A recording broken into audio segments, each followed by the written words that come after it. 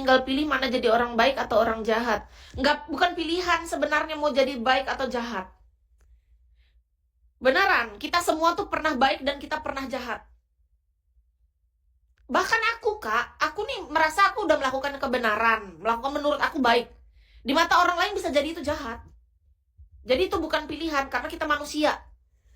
Menurut Kis, kita manusia, kita oke berusaha untuk baik, itu benar. Kita berusaha untuk melakukan yang terbaik, itu betul. Tapi dampak ataupun yang dirasakan orang lain belum tentu sesuai dengan apa yang kita rasain atau niat kita tuh loh. Kita niat baik dan benar aja, bisa orang lain tuh merasanya kita tetap jahat di dalam kehidupan mereka. Aku udah sering. Ada orang dengan gamblangnya berbicara dia terluka gara-gara sikapku. Dalam hatiku sikapku yang mana yang bikin dia terluka gitu. Terkadang kita tuh bisa dengan gak sadar bisa menyakiti orang. Bahkan ketika kita gak melakukan apapun, bayangin kita gak kenal. Kita bisa menyakiti orang. Contoh ya, ini kita kasih contoh deh supaya lebih gampang. Kita melihat ada artis lagi beli rumah mewah. Hati kita iri. Kita menderita karena rasa iri kita. Padahal kita nggak kenal dengan artis itu. Bayangkan dia nggak kenal sama kita nggak kenal sebenarnya sama dia nggak pernah ngobrol sama kita, duduk main bareng apa.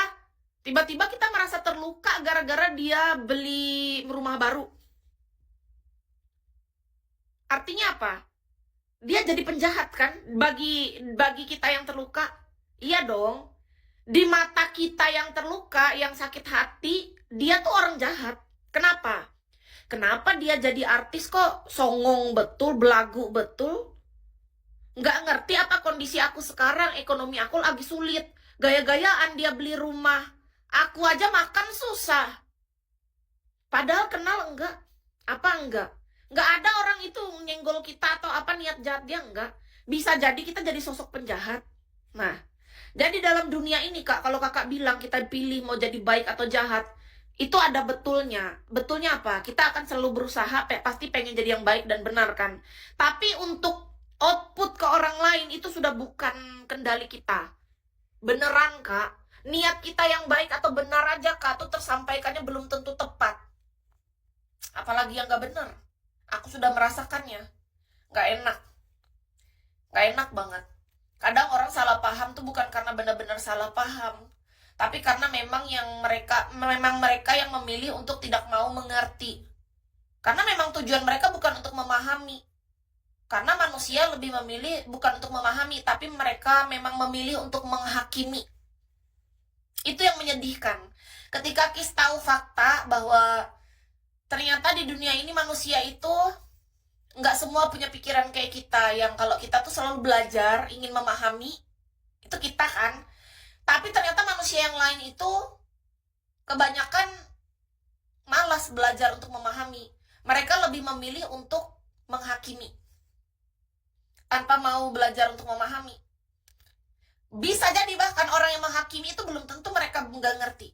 Itu yang lebih menyedihkan lagi. Kita misalnya melakukan segala kesalahan dalam berpikir atau bertindak karena kita belum ngerti sesuatu. Artinya kita belum tahu gitu kan kebenaran. Tapi ternyata banyak manusia Kak, dia tuh sudah tahu kebenaran yang harus dia pikir dan dia lakukan, tapi dia memilih untuk gak mau tahu. Karena dia memang memilih untuk menjadi orang yang mau menghakimi. Gitu. Itu yang paling menyedihkan bagiku Kak, setelah aku tahu kenyataan itu.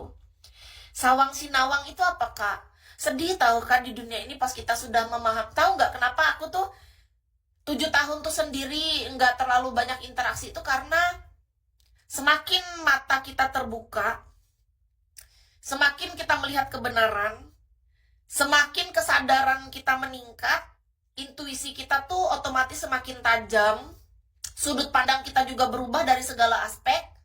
Cara kita berpikir juga sudah jelas itu pasti berubah dibanding kita 5-10 tahun yang lalu dengan sekarang jauh ya.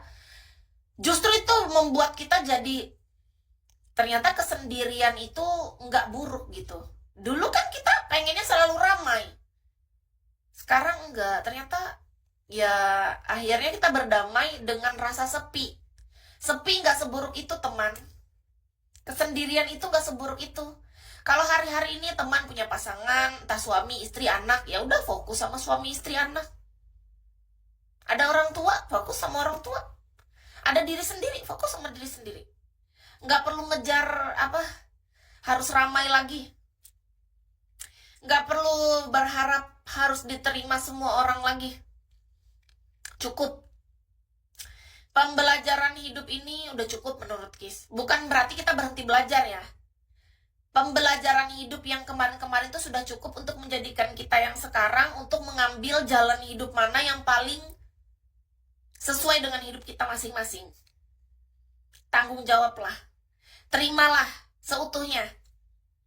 Jadi yang dulu kan kita punya pembelajaran. Oke, kita ambil, kita saring apa yang bagus, kita bisa pakai untuk kehidupan sehari-hari. Yang kurang baik ya udah kita jadikan pelajaran aja gitu. Kita udah berada di titik penerimaan setinggi itu saat ini kan. Nggak tahu ke depan nanti kita kayak mana ya. Ini proses nih, masih berproses terus. Masih berproses lagi, nggak tahu ke depan apa rencana Tuhan sama hidup kita ya teman-teman. Aku hari ini cuma fokusku yang penting aku tetap makan enak, tidur nyenyak, kerjaan lancar, udah bagus ya. Diberi kelimpahan berkat, bagus-bagus kita bisa bermanfaat lebih banyak dalam hal positif, dampak yang bagus gitu untuk sekitar kita ya.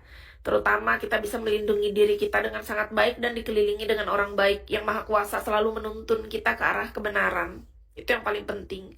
Diberikan hikmat dan kebijaksanaan, itu yang paling penting juga menurut Kis. Gimana caranya kita bisa hidup penuh kasih, saling mengasihi. Ketika tujuan hati kita dan niat hati kita terbaca oleh Yang Maha Kuasa dalam semesta, pegangan kita tuh kuat. Kenapa suka sama seseorang itu nggak bisa kita lawan, Kak? Karena itu natural, Kak. Jadi kalau kakak nih suka sama orang, jangan kakak berusaha untuk, aku pura-pura nggak suka, aku lari aja dari rasa ini. Enggak, nikmatin aja prosesnya. Kalau misalnya dia suka kakak, ya syukur, berarti kalian jadi gitu. Kalaupun dia nggak suka kakak, nggak apa-apa. Karena rasa suka itu nggak harus berbalas. Makasih udah suka Kis Kak Yong. Jadi gini, apa ya? Rasa suka kita itu adalah perasaan alami yang muncul. Tapi tugas kita apa? Mengendalikannya. Tugas kita itu. Nggak boleh sampai berlebihan. Karena bahaya banget ketika kita menyukai seseorang, sampai kita melakukan segala cara dan itu sampai merugikan orang tersebut. Bahkan merugikan diri kita sendiri. Jatuhnya rasa suka itu menjadi sebuah obsesi yang tidak baik. Tolong ya. Gini, aku nggak bisa terlalu cinta, nggak bisa gini loh Kak. Menurut Kis ya. Karena aku dulu Kak, aku dulu suka sama orang nih. Aku suka sama cowok. Kalian tahu apa yang aku lakukan? Aku ngejar dia Kak. Aku buat kado, aku beli kado nih. Aku bungkus, aku kejar. Demi ngasih kado, cowoknya ketakutan sama aku, dikiranya aku perempuan gila. Karena aku ngejar dia. Padahal aku pengen ngasih kado untuk dia. Karena aku tahu itu hari ulang tahun dia. Tahu nggak? Aku kalau suka sama cowok, aku tuh sampai cari tahu tanggal lahirnya, bulan, umur dia berapa, apa kesukaan dia, hobinya apa. Jadi aku tahu aku harus ngasih hadiah apa. Sedetail itu aku kalau suka sama orang dulu Kak. Tanpa aku sadari bahwa itu bikin orang takut.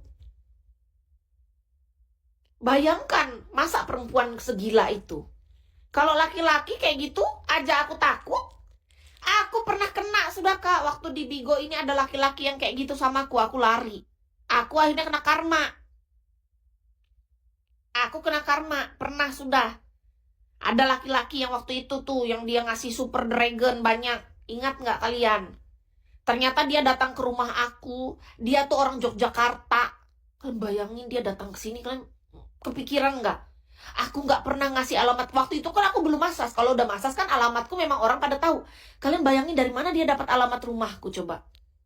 Orang Yogyakarta datang ke Palangkaraya. Di Palangkaraya 1 minggu katanya dia mencari alamat rumahku. Baru dapat. Kalian bayangin. Segila itu. Apa nggak takut aku? Aku nggak suka ya. Aku takut. Tiba-tiba dia nelpon. Kata dia, ini ada di depan rumah, ada paket. Paket, aku harusnya nggak ada pesan paket kan. Bingung aku nih. Keluar aku kulihat dari jendela dulu awal sebelum aku keluar. Ih, kayaknya ada orang-orang nih di depan. Takut juga aku. Habis itu akhirnya, ayo coba keluar aja ambil, nggak apa-apa itu ada bunga, kata dia. Keluarlah aku. Aku ambil bunganya. Nggak berani aku masukkan ke dalam rumah, takut ada apa-apa. Beneran, aku simpan depan rumah. Berhari-hari bunga asli mawar merah itu. Nggak mau aku. Gara-gara yang dia ngasih super dragon itu. Jadi dia tuh orang Bigo, aku nggak pernah ketemu orangnya. Hingga detik ini aku pun nggak tahu orangnya mana mukanya. Sampai detik ini. Kalian bayangkan. Habis itu aku langsung flashback dalam hatiku. Oh, aku kena karma nih. Dulu aku sering kayak gitu soalnya. Jadi dulu aku suka sama cowok. Aku tuh sampai cari tahu alamat rumahnya. Kalian tahu apa yang kulakukan? Ku kejar dia. Pulang dia dari sekolah kan, ku ikutin. Ku intilin, Kak.